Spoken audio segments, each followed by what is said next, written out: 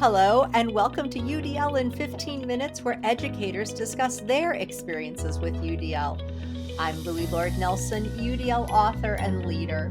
This episode is part of a special series about the Association of Educational Service Districts Inclusionary Practices Project, where 9 coordinators, one in each region of the state, work closely with 140 school leadership teams to implement UDL and improve and increase inclusionary practice. Today, I'm talking with Mary Waldron, who is the Director of Inclusionary Practices and the Inclusionary Practices Coordinator with the Puget Sound Educational Service District, and Michaela Clancy, who is the Director of Special Education at the Clover Park School District. Today, Mary and Michaela are going to share their unique multidisciplinary approach to inclusion, UDL, and building leadership capacity. Hi, Mary and Michaela, how are you? I'm great, Louie. Thanks so much for having us on your podcast today. We're great. Thank you so much. We're just excited to be here, Louie. Oh, thank you so much. Thank you. So, could you both tell us about your teaching background and connection to UDL? So I started as an elementary school teacher. That was right as we were seeing so much autism in our area. And I really was passionate about modifying at that time, then became a special educator and a school psychologist. And as a school psychologist, the neurology of learning and how we really learn and how we can help our students access their education became a real area of interest. I would say that probably fueled all of my additional education. And then through my school psychology work, I became an administrator because really what we're talking about is systems. And I was so interested at doing student by student by student. But what drove me to become an administrator was really about impacting the systems, like the environment for the student, in a different way. And I've been doing that across now 3 districts. Started in a district close by and then was in a very large district in our state, and now have been here in Clover Park for 6 years. Excellent. Thank you. And Mary? Thank you. So I have been at the ESD for about 8 years now, but I come from the early learning world, specifically the pre-K to third grade world.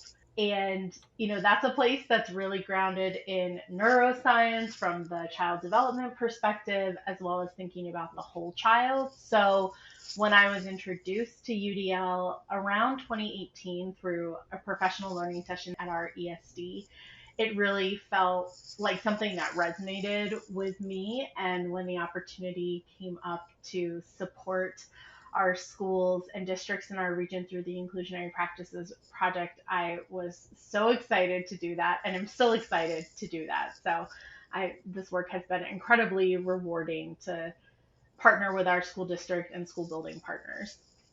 All right, thanks. And Michaela, could you also share some demographic information about Clover Park School District?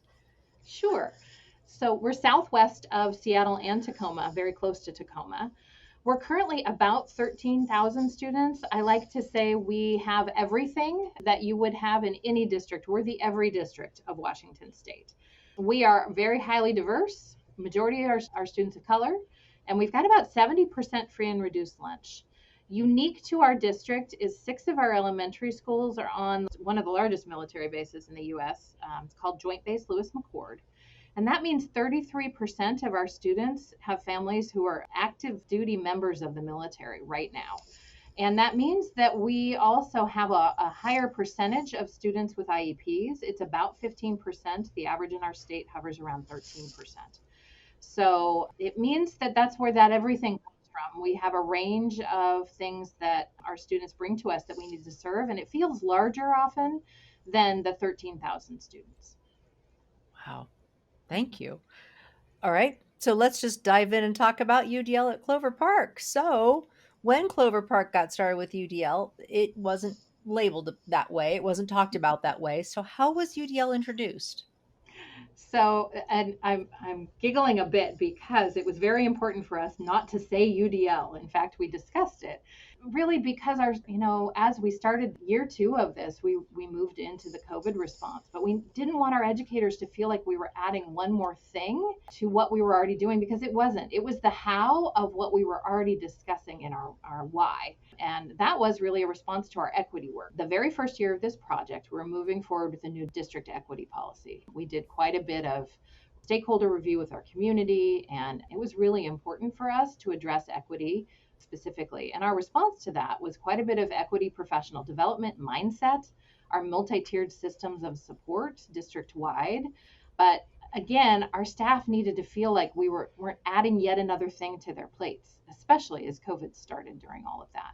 This was really that how that of, okay, this is our mindset work and our equity work, and all means all of our students, but this also needed to be relevant and responsive. So when I look back at the year one graphics that we were using in some of our presentations, you'll see the multiple means of engagement, the multiple means of representation, the multiple means of action and expression. You won't see UDL, and it just sort of makes me laugh. But we needed them to know that this is not something else. This is the same thing we've been doing in our MTSS implementation, and it absolutely had to just be relevant and responsive to those educators. So that's why, and that shifted through, now we're in year 4 of our implementation. All right, excellent. So during that process, when did you start to specify that it was UDL? So we really started focusing on UDL last year, the 21-22 school year. And that was really the point at which we started moving beyond these ideas of, okay, what is inclusion? Why does it matter? Like Michaela was saying, the connection to equity, how does it improve outcomes for students? And really shifted to focusing more on UDL specifically. So introducing the framework and taking a dive into that with some of the different professional learning groups we'll talk about.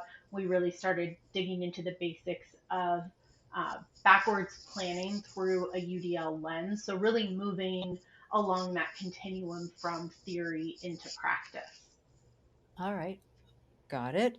And then I understand that you guys provide professional learning and coaching through lots of different channels. So, what do those channels look like, and how is that information getting to teachers? So this is the part where I really want to brag for Clover Park about the work that they've done because they have really thought about all of the ways to disperse this information and build that leadership capacity at all levels. You know, often we start with professional learning directly to teachers and we skip the principal level, but that is a really important level when we're talking about how teachers are going to get real-time support and the role that principals play as that lead learner in a building. So Clover Park uses lots of different strategies. There's a universal level, which happens once a month, professional learning through a train the trainer model. We have a monthly special ed committee that meets that I facilitate that focuses on instructional coaches and building leadership. And that's where we get into a lot of the really specific UDL strategies and really into the nuts and bolts. And then there's also support for secondary principals who meet monthly. And then I get some time with them a few times a year to focus on that implementation piece. So how is implementation going in your building? How is the planning going? What are you focusing on? And also providing additional learning where they need it. And then there's building level support. So we've gotten requests, and this is where some of the buildings are part of the Inclusionary Practices Project because they're asking for additional specific support for their building. And then there's also a district leadership team that I, along with one of my colleagues, support. Lovely. So then, Michaela, what about from your point of view, what's going on specifically in the district at your leadership team level? We knew that we could not approach this. It's almost like backwards design for total systems change and improvement for our team. And so we have, and Mary just described, all of those different strands. I like to think of it as tiering our different supports. And we've layered those as we go. The challenge with that, just for example, our universal tier, everyone in our late start Wednesdays, which we are incredibly lucky to have, everyone district wide, we come together, and it has been inclusionary practices, MTSS, and our universal design strategies where everyone gets it. But the follow up to that sort of lands in our different departments or then in our special education district committee that Mary just described, which is actually teams now of educators the inclusionary practices teams that includes not just a special educator, but a general educator from all of the teams. That was one of the requirements to join the special education district committee that is moving that work. But you can hear all of the different layers and strands. My best visual for that is the accordion of all of the different layers. They have to come together and then they go out. So we are in danger regularly at the district level leadership team of creating additional silos or continuing in our silos. And this work requires so much coordination and so much alignment, and it's so important. So when Mary, as a coach, and one of her colleagues suggested that we come together as just the district leadership team at this leadership team level, it was to make sure that we were absolutely aligned, that we found avenues to communicate, because we're all running so fast, just like our building leaders. But we needed communication and collaboration to make sure we weren't creating additional silos or that we were duplicating work, that we were aligned in our areas of practice and saying the same things in the different trainings, because there's so many. And, that we were moving forward in a strategic way that then came out to our educators, our leaders. And there's so many different departments involved: teaching and learning, career and technical education. It's exciting, early learning now, but it requires lots of collaboration. So that's what we're doing at the district leadership level. And in the midst of that work, and we should have a coordinated plan to move us into year 5, which starts next year. Excellent. So now that your leaders have embraced the Inclusionary Practices Project and you have I love the analogy, the accordion, and you're expanding and contracting and seeing across all of those potential silos, what does that part look like of the leaders working with one another?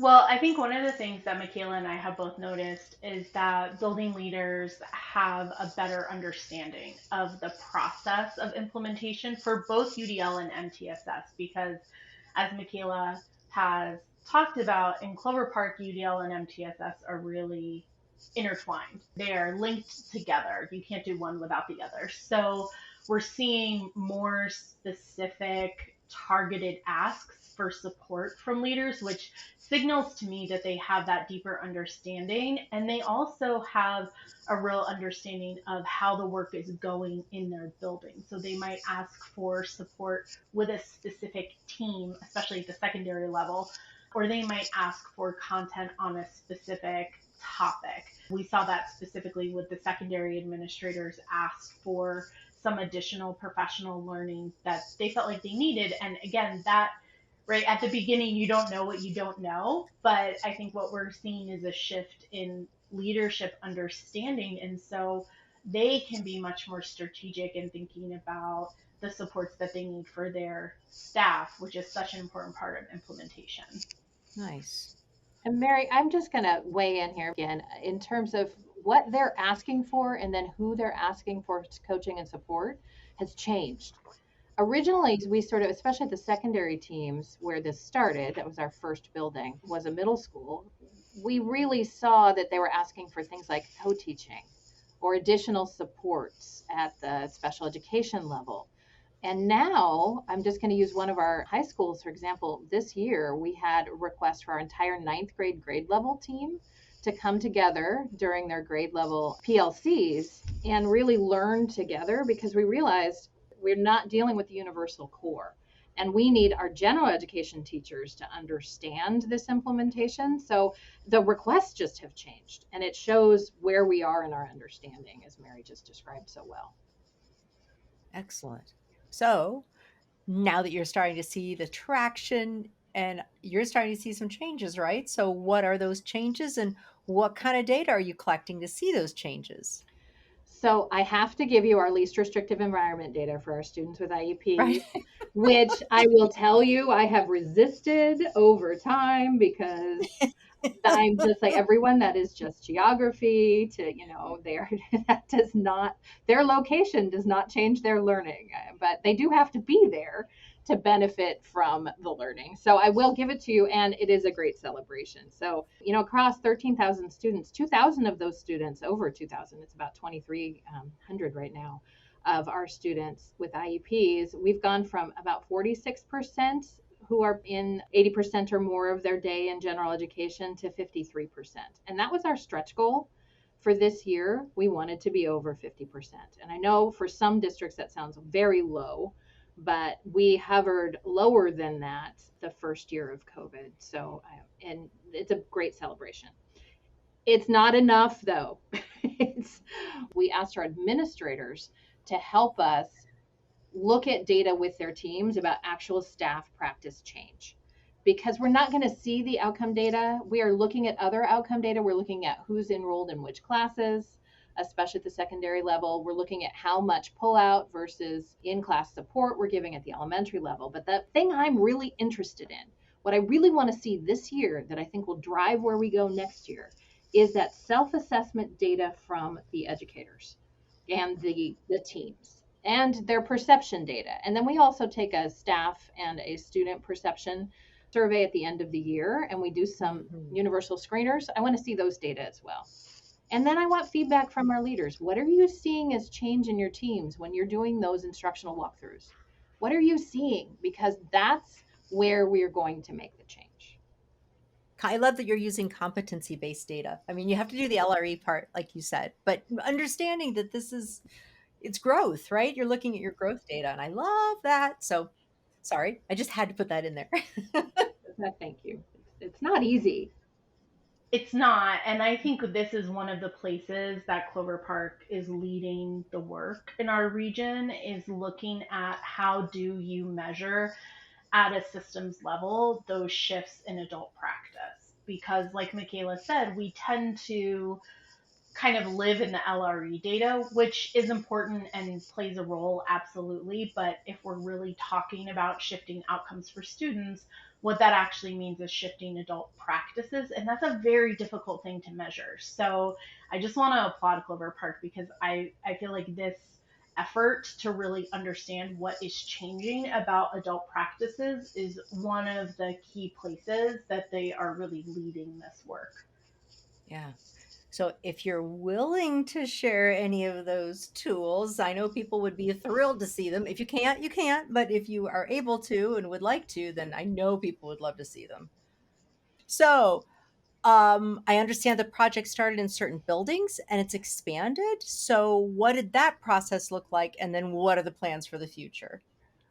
Yes, it was one middle school. I actually got a call from our state support team when our state started taking on inclusionary practices, because we had one building in particular that had significant challenges. And, we live in the LRE data in that kind of way. And it frustrates me because it can't be the whole story, but that was the reason.